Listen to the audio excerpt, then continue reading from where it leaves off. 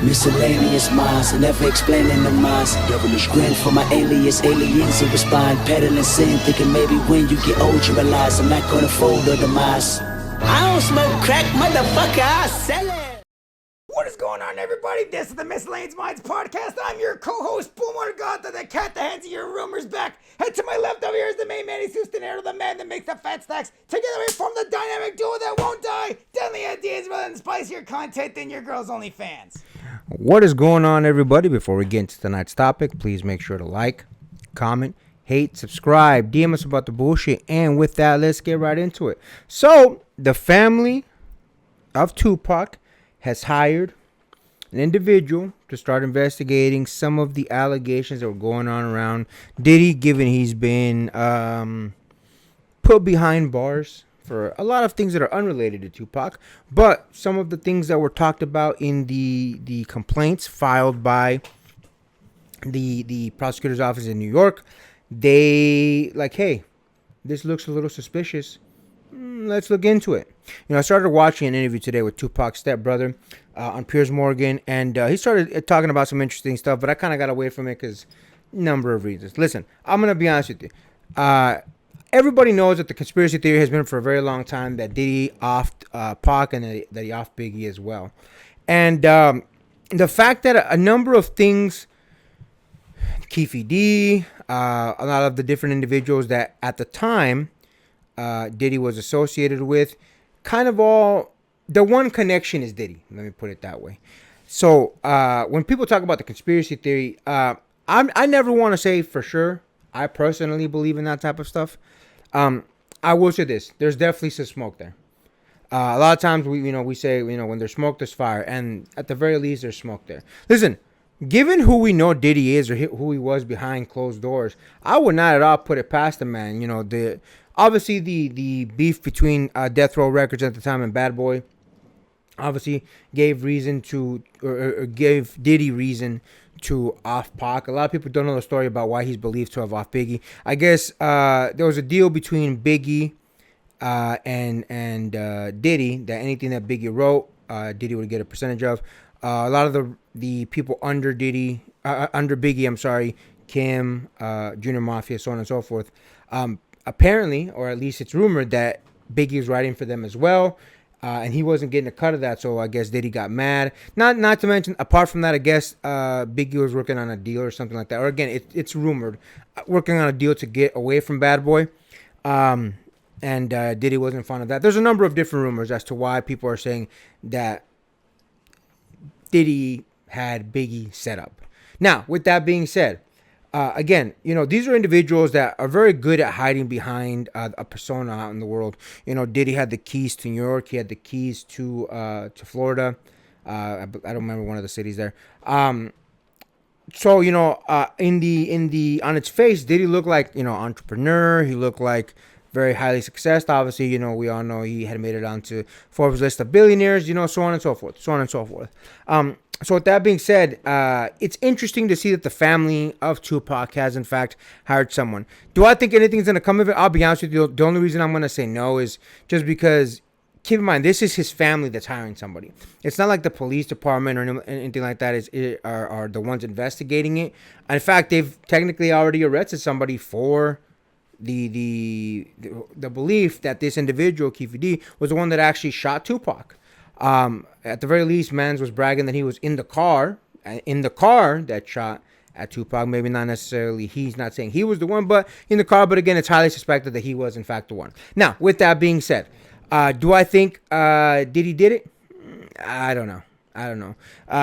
The dude's been very known to be violent, obviously, behind closed doors. Unfortunately, I haven't seen too many things that would lead me to believe that, yes, for sure he did it. But it's definitely interesting. If the investigators that Tupac's family has hired find something, more than likely what would happen is they'd pass it on to police. Police would then investigate it. So at the very least, man, we're looking at maybe a year or two down the road, 3 years, if we're lucky, where it's going to be investigated by different people. First, the investigator of Tupac's family, then the police department. At that point, there'd be some sort of, we do file complaint and charges against them, or we don't. So it's going to be interesting to see. I just want to see what comes out of it, just because, listen, would I put it past Diddy? No. man's ruthless. I would not put it past him. It's weird to see at least the belief of the relationship and that Diddy had with Biggie. They look like boys. They look like homies. You know what I mean, so on and so forth. So to do something like that so despicable just because he was gonna get another record deal, or you were mad that you weren't getting all the money that you could out of him, I don't know. It just seems intense. And don't get me wrong. I know some people are super petty, but yeah, I'd be extremely disappointed, extremely surprised if Diddy did that to Biggie. But hey, look, clearly the man's ruthless. He's clearly all about getting his, as we've all seen through the videos that what he did to Cassie and so on and so forth, all the rumors and everything he's been charged with. So, you can never put it past people, man. You can never put it past people. What do you think about that, my man? Listen, man, I remember there was a couple of details I remember hearing about when I saw that Tupac's estate was actually hiring an investigator for all this.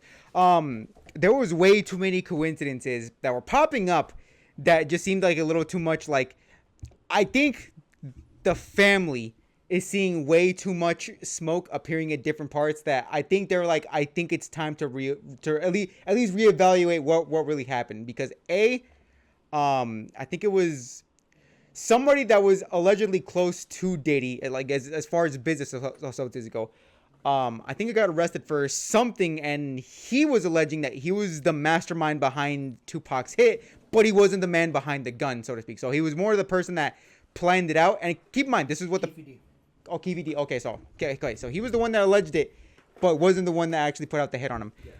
And another part that I thought was interesting was that the person that they were put in charge of investigating it is not just like, okay, he's not just a good investigator. He's actually a pretty high profile attorney. So he's actually represented Jay-Z, he's represented Elon Musk, and I think more famously, he's actually famous for representing Alec Baldwin after the accidental misfiring on the set of Rust.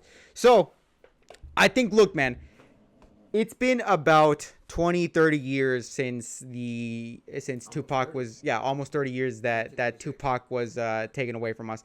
And look, man, I don't think that